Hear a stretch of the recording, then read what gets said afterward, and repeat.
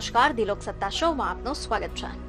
અંતરિક્ષની દુનિયા સ્પેસ, તેની સાથે કાર્યરત એક ભારે ભરકમ મશીન આને લઈને એક ટ્રક મહારાષ્ટ્રથી કેરળ પહોંચી છે. આ વાત નોર્મલ છે, પરંતુ તમને જણાવી દે કે આ ટ્રકને મહારાષ્ટ્રથી કેરળ પહોંચતા લગભગ 1 વર્ષ થયું.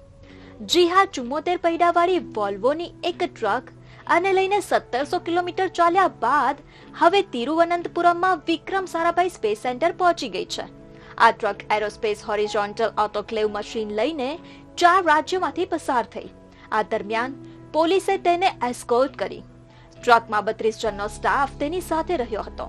એએનઆઈ સાથેની વાતચીતમાં સ્ટાફે કહ્યું, અમે જુલાઈ 2019માં મહારાષ્ટ્રથી નીકળ્યા હતા. આ મશીન એક દિવસમાં 5 કિલોમીટરનો સફર કરતું હતું. રિપોર્ટ મુજબ આ ચોક્કસ ટ્રક માટે રસ્તો બનાવવા ઘણા સ્થળોએ ખાડાવાળા રસ્તાઓને સરખા કરવામાં આવ્યા, પહોળાઈ માટે વૃક્ષો કાપવામાં આવ્યા અને ઇલેક્ટ્રિક થાંભલાઓને પણ હટાવવામાં આવ્યા. ત્યારે હવે સોશિયલ મીડિયામાં આની તસવીર જોઈને લોકોએ ચર્ચા શરૂ કરી, અનેક સવાલો કર્યા અને એરલિફ્ટ કેમ ન કરવામાં આવ્યું કે પછી પાણીમાં જહાજ મારફતે કેમ ના લઈ જવામાં આવ્યું. તો આનું કારણ છે મશીનની હાઈટ. જી હા, એક સ્ટાફના સભ્ય મુજબ મશીનની ઊંચાઈના કારણે તેને જહાજમાંથી લાવવામાં સમસ્યા હતી. કોરોના વાયરસના કારણે લોકડાઉન થવાને લીધે મશીન લાવવામાં સમસ્યા પણ આવી હતી, જેને લઈ આંધ્રપ્રદેશમાં આ ટ્રક 1 મહિના માટે રોકાઈ હતી. તમને જણાવી દઈએ કે આ મશીન નાસિકમાં બનાવવામાં આવ્યું છે. તેનો ઉપયોગ સ્પેરોસ્પેસ મટીરિયલ બનાવવામાં થાય છે. તેની ઊંચાઈ 7.5 મીટર અને પહોળાઈ 7 મીટર છે. વિક્રમ સારાભાઈ સ્પેસ સેન્ટરના અધિકારીનું કહેવું છે કે આ મશીનને અલગ અલગ નથી કરી શકાતું. ઓટોક્લેવનો ઉપયોગ ઘણા મોટા એરોસ્પેસ પ્રોડક્ટ બનાવવા માટે થશે. બીજી અનેક ખબરો સાથે ફરી મળીશું. ધન્યવાદ.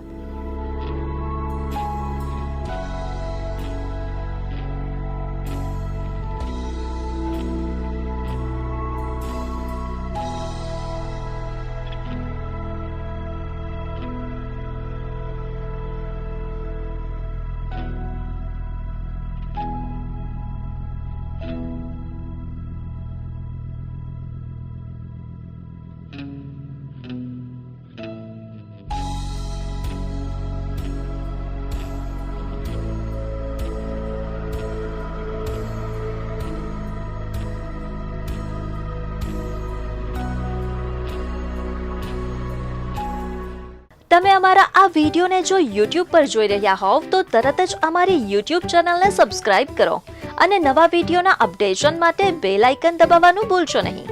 જો તમે અમારો આ વિડીયો Facebook પર જોઈ રહ્યા હોવ તો અમારા Facebook પેજને જરૂર લાઇક કરો. વધુ અપડેટ માટે લોકસત્તાની વેબસાઇટને વિઝિટ કરવાનું ભૂલશો નહીં.